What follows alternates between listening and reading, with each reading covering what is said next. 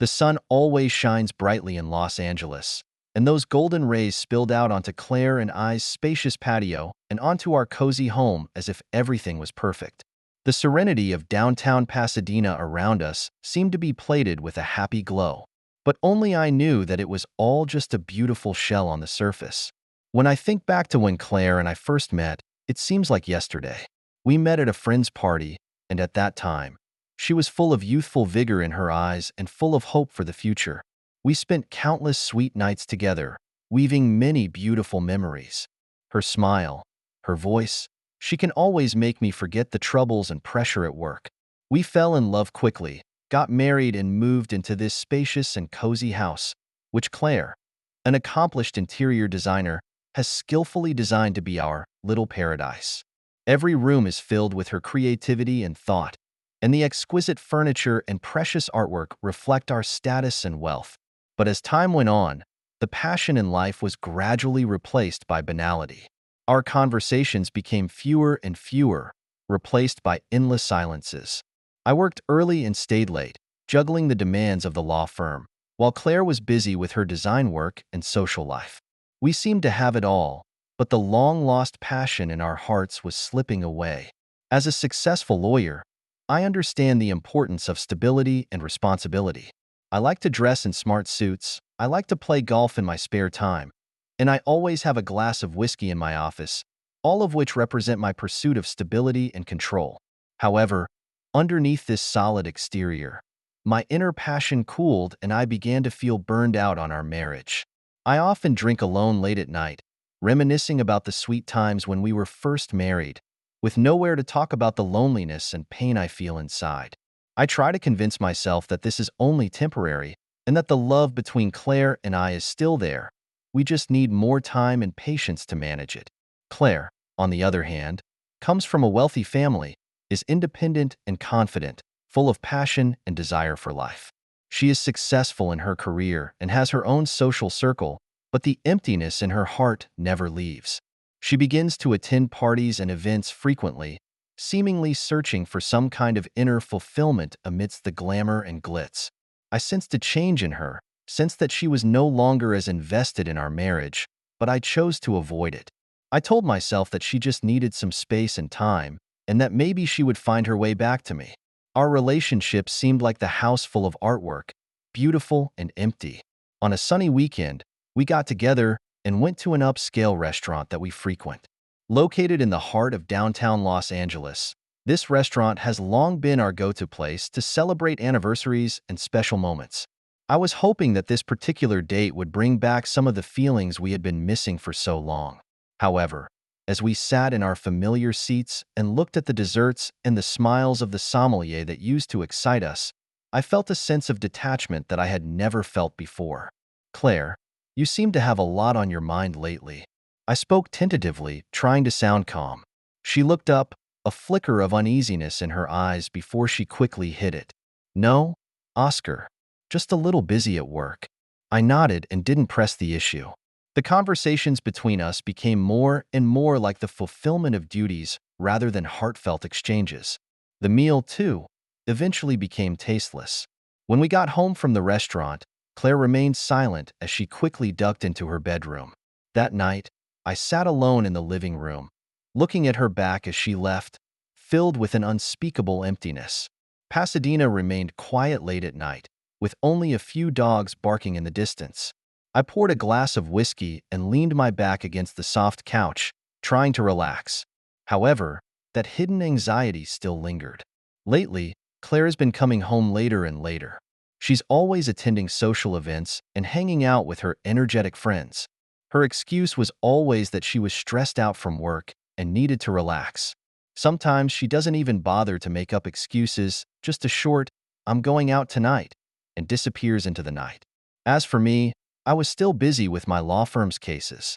Busyness became the only way for me to escape those repressed emotions, as if I could forget the loneliness and loss in my heart by immersing myself in my work. On a normal weekend night, Claire was once again at a so-called friend's party. This time, she didn't even leave a note. I didn't know where she was going, and I didn't want to ask again. I went into my study and continued to work on the never-ending paperwork. Suddenly, the sound of a text notification interrupted my thoughts. It was Claire's cell phone, which she had accidentally left on her desk. I didn't want to pry into her privacy, but curiosity drove me to pick up her phone. An unread text message came into view. "Looking forward to seeing you tonight, David." My heart sank, as if clutched tightly by an invisible hand. Who was David? What was the relationship between them? I didn't want to speculate on the worst possible scenario, but the doubts inside me were like a tidal wave. This situation continued for some time, and Claire seemed to grow colder and colder towards me. Her eyes twinkled and her smile was far-fetched, as if there was an invisible barrier between us and I couldn't penetrate it to reach her heart. One day after work, I decided to probe and find out what was attracting her attention. That night, I quietly tailed her car all the way to a gallery in downtown Los Angeles. She walked in, where the lights were dim and the smell of ink filled the air. Her demeanor suddenly became vivid at the sight of the young man. The man was dressed in tattered jeans and a t-shirt. His tousled haircut looked casual, but the gleam in his eyes was hard to miss. It was David, and I saw Claire look at him with a light in her eyes that I hadn't seen in a long time. They were talking happily in the gallery. David picked up a glass of wine and handed it to Claire, and the two of them smiled at each other. I hid in the corner of the gallery with mixed feelings. Claire's smile, the closeness between her and David made my heart ache. As they left the gallery, I followed quietly, watching their every move. David took her to a small cafe nearby, and they talked in hushed tones at a table in the corner, Claire's eyes always fixed on David, as if he were her whole world. I didn't dare to look any further and left the cafe in a hurry, my heart filled with inexpressible pain.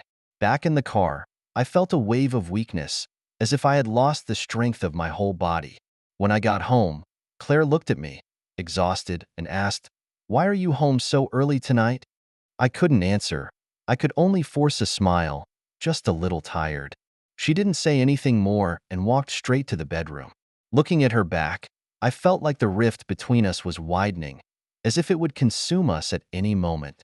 That night, I reached for the whiskey again, yet with each sip, the aching feeling grew stronger. As the days passed, I tried to find solace in my work, tried to bury the pain inside with my busy schedule. But no matter how hard I tried, Claire and David always popped into my mind from time to time, lingering. Our conversations became less and less frequent, and Claire became colder and colder to me.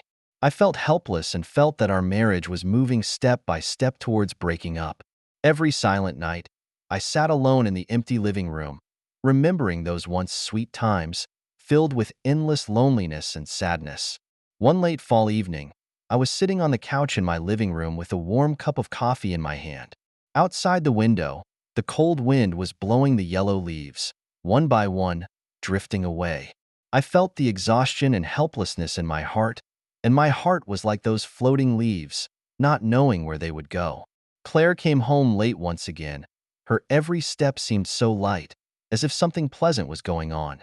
She glanced at me sitting in the living room with a complicated expression, but walked straight into the bedroom without speaking. I heard her lock the door, like an invisible barrier separating us. Such silent evenings became more and more frequent. Claire's late nights, her distant attitude, the text messages between her and David, it all suffocated me. I knew these details would one day become real evidence, and I had no intention of continuing this draining marriage. Finally, on a Friday night, after Claire went out, I decided to make my move.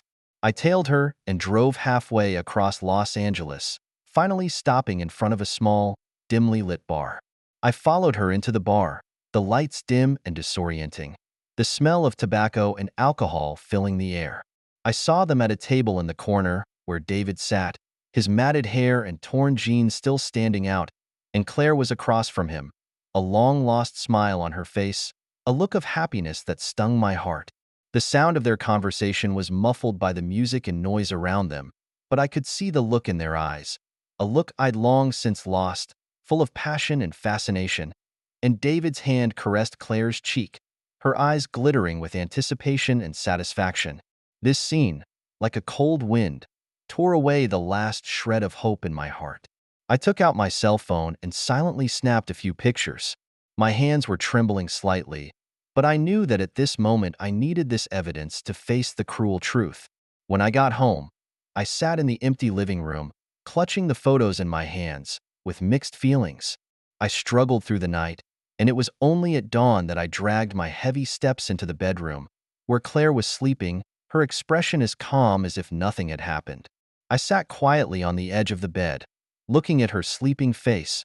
My heart rolled with complex emotions. Love and hate, confusion and pain, like a torrential river, pounded my heart. The next day, after Claire woke up, I decided to talk to her. I held the pictures and waited for her to walk into the living room. "Claire, we need to talk," I said calmly, doing my best to keep my voice calm.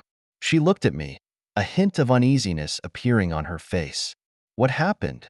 I didn't say much, just put those pictures on the table and pushed them in front of her. Claire's face suddenly changed, and her hand trembled slightly as she picked up the photo. After glancing at it, her eyes became incredibly flustered, but soon, she forced herself to put the photo down. "Oscar, I can explain." Her voice was shaking. "Explain what?" I interrupted her. "You betrayed our marriage." She was silent for a long time, redness creeping into her eyes. "I'm sorry, Oscar. I'm really sorry."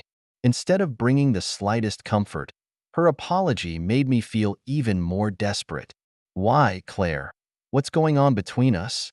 "I don't know." She choked out. "I just felt alone and lost, and David gave me a feeling I hadn't felt in a long time, a feeling of being understood and valued." Listening to her explanation, my heart felt like it was being stabbed by a million needles. "So you chose betrayal?" She lowered her head, tears sliding down her cheeks. "Oscar, our marriage has lost its original passion, and the feelings between us have become so faded. I don't know what to do. I just made an irreparable mistake." My eyes grew cold as I looked at her in front of me, and I felt a strangeness I had never felt before. "Perhaps you're right. Our marriage is beyond repair." Claire didn't say another word, just sobbed. At that moment, I knew we had to make a break to free each other. That night, I sat alone in the living room for a long time, looking out of the window into nothing but endless darkness. The sweetness and happiness we once had was now only a harsh reality. I realized that this was a journey that should end, and I needed to learn to let go and start over. The decision to divorce, as painful as it was a reality that Claire and I had to face. Perhaps separation is the only way out for us to find ourselves and happiness again. Just like the leaves drifting outside the window, one day they will fall to the ground and start a new cycle. The decision to divorce wasn't easy, not only because of the relationship we once had, but also because of the memories and commitments we had accumulated over so many years together. On the day we signed the divorce papers, we sat in the cafe across the street from the lawyer's office, silent with each other, the aroma of strong coffee in the air, but unable to hide the bitterness in our hearts. Claire's fingers trembled slightly as she signed her name, and I saw tears glistening in the corners of her eyes.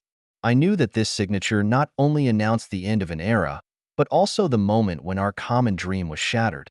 Back in the home Claire and I once shared, I stood alone in the spacious courtyard, the sun still shining brightly, but the familiar sights had become unfamiliar. The artifacts that had once adorned our lives had become silent ironies. I walked into the house and every corner was filled with memories of us. I stood in front of the photo wall in the living room, looking at the once sweet smiling faces that now seemed so out of place. Every picture that used to be taken together is now a painful reminder. A reminder that everything we once had is now gone with the wind. One early morning a few days later, I received a call from Sarah. Her gentle voice held a hint of concern. "Oscar, are you okay? Do you need to talk?" I hesitated for a moment and finally decided to accept her concern. "Thank you, Sarah. We can go somewhere to talk." We arranged to meet at a cafe close to the law firm. She was dressed in a simple and capable professional outfit, with her usual warm smile on her face. In front of her, I was finally able to temporarily let go of that heavy psychological burden. "I don't know what to say about the divorce." I spoke in a rushed manner. She nodded softly, her expression full of understanding.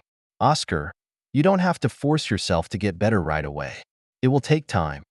Her words were like a spring breeze, and they gave me a slight sense of relief. We talked about work and each other's lives. I realized that Sarah was not only a good assistant, but also a friend with a delicate and understanding heart. This conversation made me realize that maybe life isn't all about pain. New relationships, new life goals, and perhaps all waiting for me to discover. However, I still feel that profound loneliness whenever night falls. I often sit alone in my study and look through those old photos and letters. Those objects that recorded bits and pieces of our lives have now become painful memories that cannot be erased. Once, I happened to find an old photo album with pictures from our trips to various places. Looking at those once happy moments, my eyes couldn't help but moisten. I know that what was once beautiful cannot be repeated, but these memories still make me warm and painful at the same time. The divorce from Claire was months long. During this time, I began to see Sarah more frequently. Not only did we work more closely together at work, but we gradually developed a deeper friendship in private. One day, we decided to go together to see the night view of Los Angeles. Standing on the observation deck at the top of the hill overlooking the illuminated city, I felt a serenity I hadn't felt in a long time. Sarah stood beside me and said softly, "Oscar, in fact, you can choose to start afresh to find your own happiness." Her words seemed to light a bright light in my heart. Yes, life goes on, and I can't keep dwelling on the pain of the past. Perhaps a fresh start would be the best relief for Claire and me. Claire is continuing to date David, but their relationship doesn't seem to be going well either. I have heard that there are many conflicts and quarrels between them as well. While passion can briefly eliminate emptiness, long-term happiness requires more understanding and tolerance. We have some occasional contact, but that closeness that we once had no longer exists. She mentioned on the phone that she is trying to find herself and reprogram her life, and I truly hope she finds inner peace and fulfillment. I, on the other hand, began to replan my life. I realized that instead of dwelling on the past, I should start over and find new goals and dreams. Life is never easy, but there is always a place for hope. As fall turns to winter, the weather in Los Angeles is starting to get a little chilly. Our divorce was finally finalized in Claire, and I officially said goodbye to a marriage that had gone through so many ups and downs. Although it was a relief for me, the emptiness and pain still lingered in my heart. The firm was still busy, but I found myself enjoying myself, as if it was only through my work that I could temporarily forget my inner pain. My caseload grew, and my clients trusted me more and more.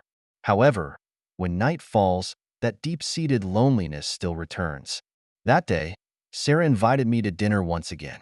We talked about work and life, and her warm smile always relieved my inner anxiety.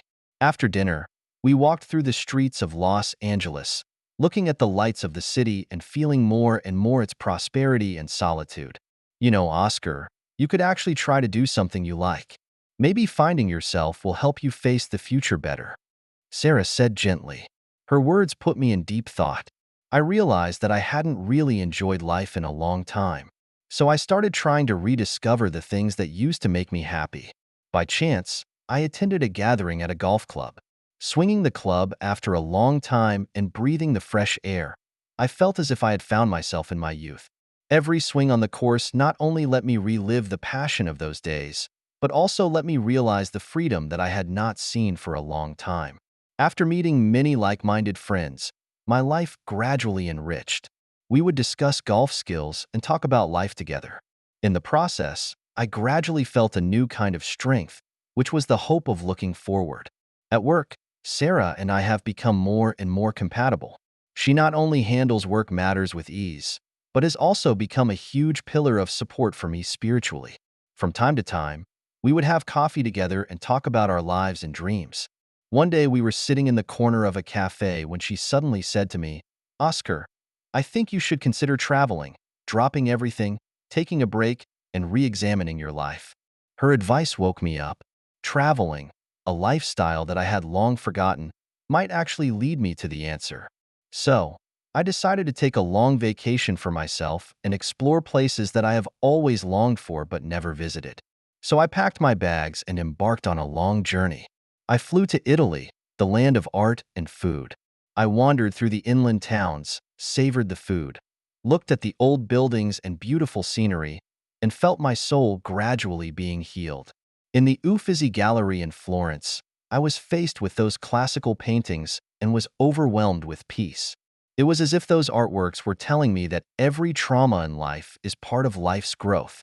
Seeing those ancient sculptures, I realized that everyone has their own vulnerability and strength. While traveling, I happened to get acquainted with an Italian artist named Leah. Her paintings are full of the power and color of life, and we had a long chat in the gallery about art and life.